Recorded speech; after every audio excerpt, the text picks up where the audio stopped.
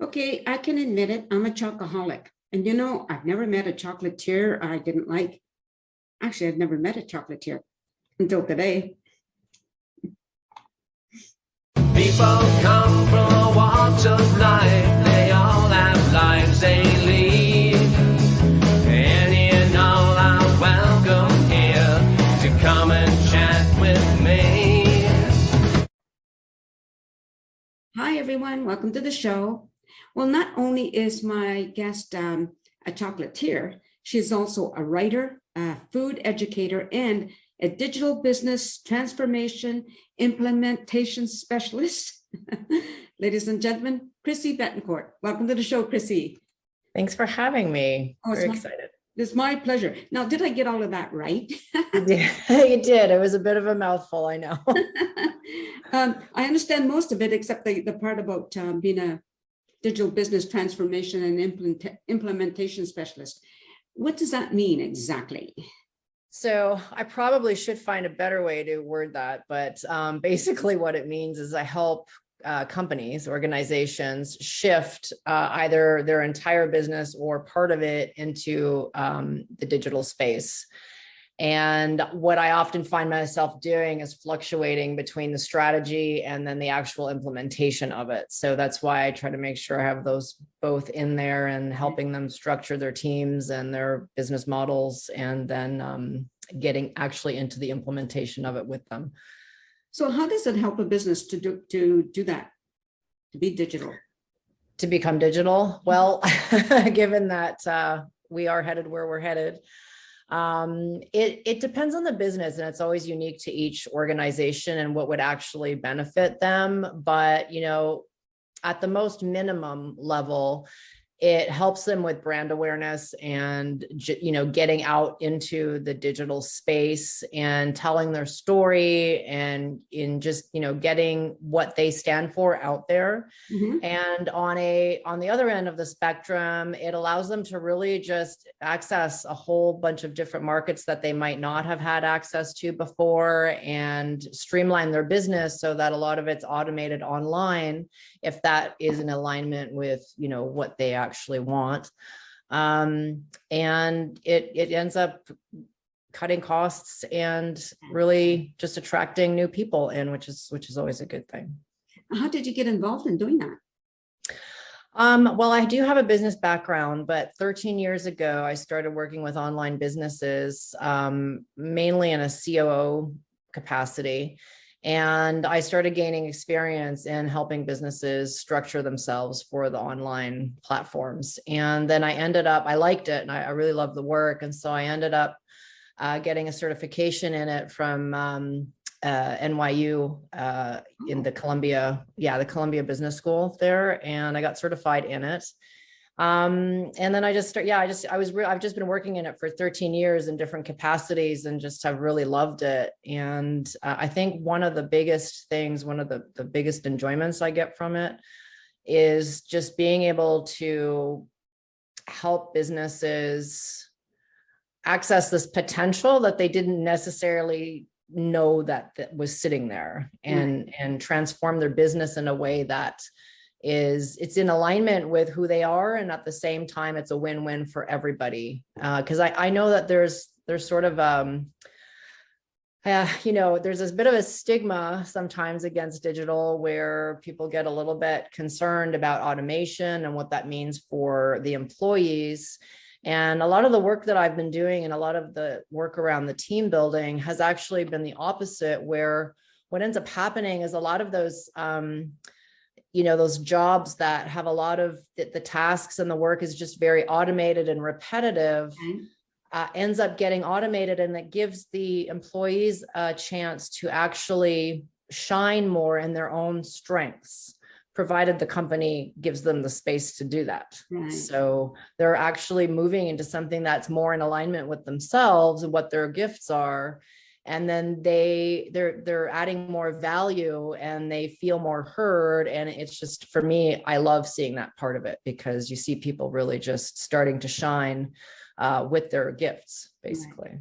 I find it all fascinating. You could probably tell I'm a little bit older. And so a lot of this is so new to me, and I struggle with a lot of it, but younger people just seem to have an instant knowledge of it. And I think it's the fact that you can take advantage of that and help businesses grow is wonderful. I think it's really good. Yeah. I just want to change the topic a little bit. You're a writer? I am a writer. I'm working on my first book, but I've published some articles within the wine area when I was living in Argentina. So I did some writing on that front. Wait a minute. Let's get to Argentina. I love that. When were you living in Argentina? I was there for 12 years. I moved down there in 2006, and then I came back at the very end of 2017 back to Canada. So wow. What brought you to Argentina in the first place? I was at a stage in my life. I was living in Ottawa here in Canada. I was working for the federal government, and I hit this stage in my life where I really needed a change, and I wasn't really feeling fulfilled in the work that I was doing. And just across the board around all the aspects of my life, I felt that there was a shift and a change needed, and I wanted to experience something new. So I woke up one morning, I walked in, I quit my job.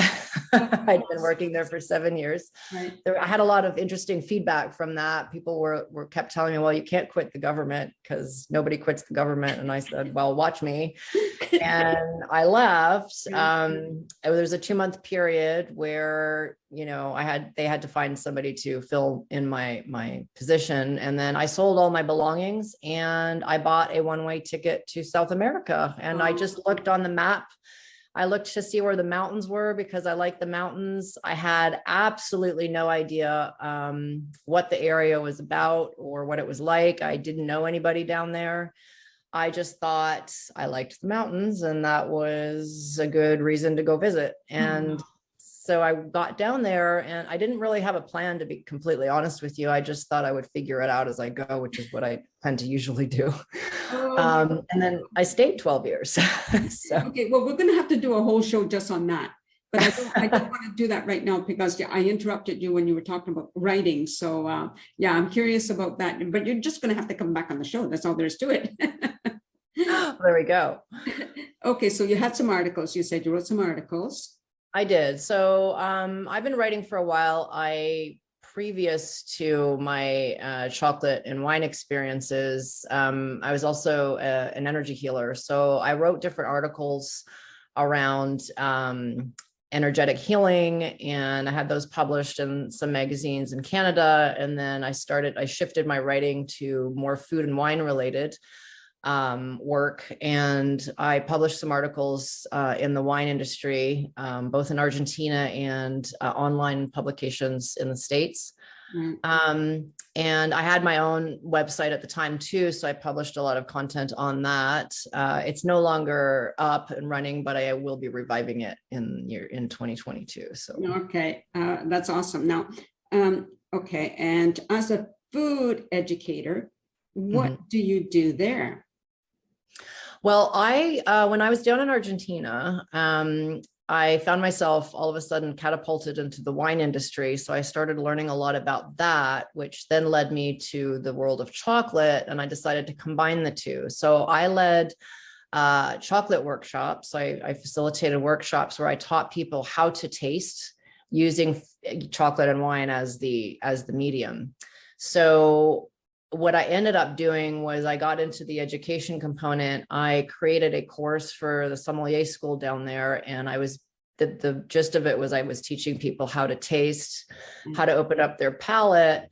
But I also took that and started going in a different direction with it. Because what I found is I was teaching people these things that it's really an exercise in mindfulness and learning how to really be present with oneself and connecting back to oneself and connecting to others. So I started incorporating some of those elements into my teaching around food, and really with the idea of there's a little bit of fear around the kitchen and food and just getting into that.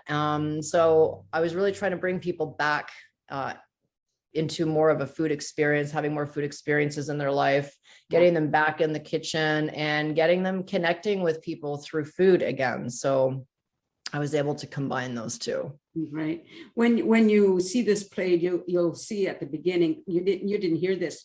You'll see it that I connected with the fact that you're a chocolatier because I'm a chocoholic. So that's the first thing I picked up on. Is like, oh yeah, that's really good. Now, I'm just thinking about what you said about people connecting, to the food and to the kitchen. Like a lot of us, we tend to cook the same things over and over again. I might experience, I'm alone, so I don't do a lot of experimenting because if you're not sharing with somebody, it's just not quite as much fun. But every once in a while, I'll try something different. But I'm just wondering, are people resistant or are they open to experiencing new things in the kitchen?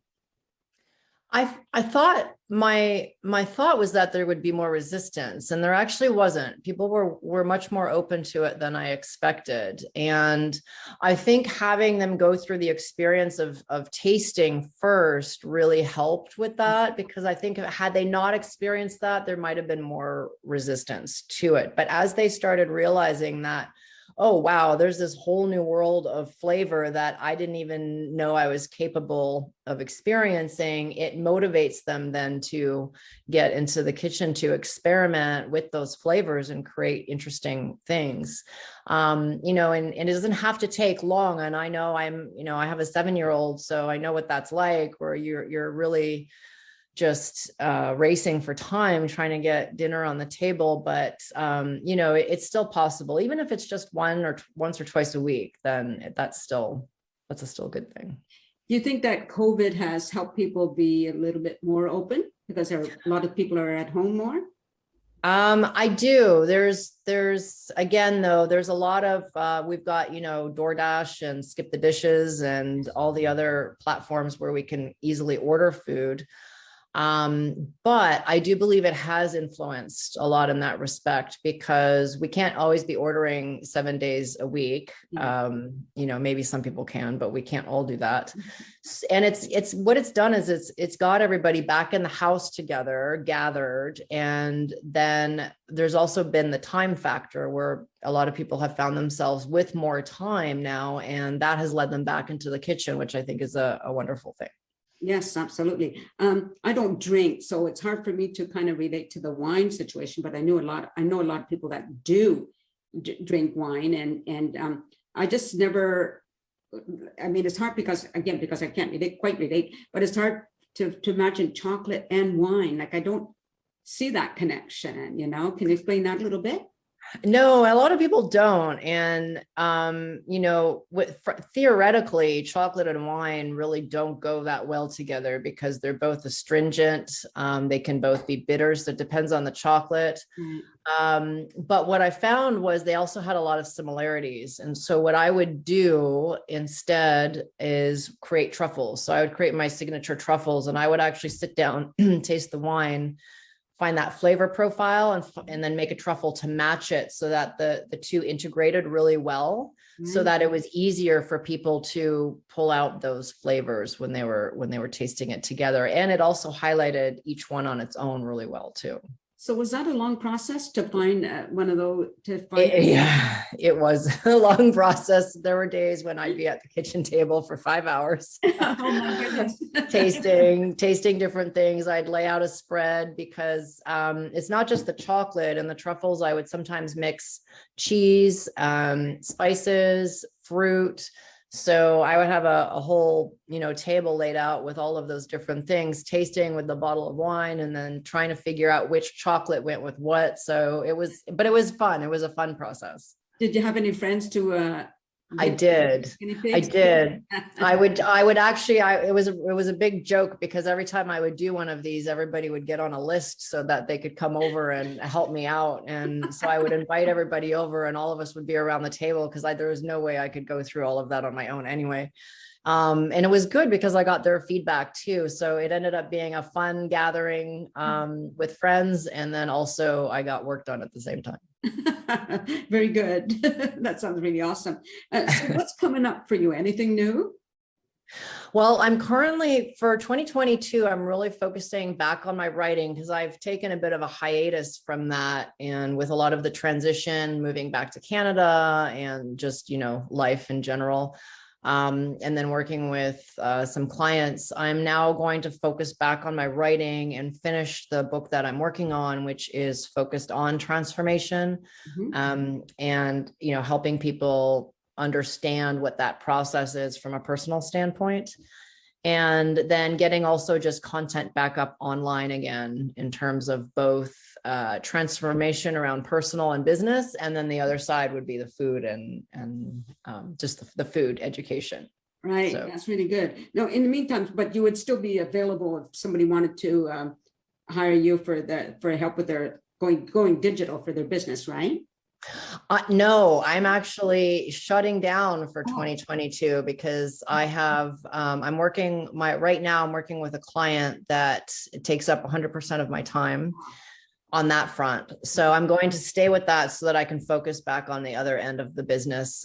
So I'm gearing my business now towards content creation, and I'm creating also an online course teaching people how to move from where they're at into a digital space from the business standpoint, so that I can help more people. Okay. Because I get a lot of requests and there's only so many hours in the day. So I'm going to create a course that will help people do that. And then if after that they need help, then I can jump in and help them afterwards. Right. So I'm working on that, and then getting my book up and going, and then the website content as well. Oh, okay. So that's good to know. But so that when you're ready, to get back up there and go back online, if you want to come back on the show and share that and talk about your journey. Yes, it's been a fascinating one. I think most people's lives are kind of fascinating. That's my take anyway. So I'm just kind of thinking, I don't know if I've mentioned anything. Is there something that I forgot to ask about that you would like to bring up?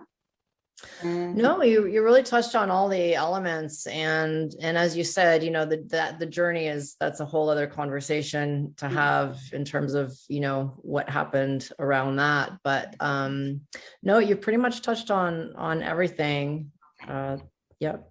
Okay, that's great. Well, thank you, and I would just want to thank the audience for watching, and I hope you enjoy this. And definitely going to have Chrissie back on in the future as soon as she's ready. And yes, take care, everybody, and be safe, and peace out. Great. Thank you, Nancy. You're welcome. A sense of community, Chilliwack's a place to be. A sense of community where you're free. Rolling through the mountains, rolling through the valley, rolling through paradise with me. It's multicultural, you're sure to see it all. Chilliwack's the place to be, you'll see. Come party in the park, go dancing after dark. Chilliwack's the place to be, you'll see.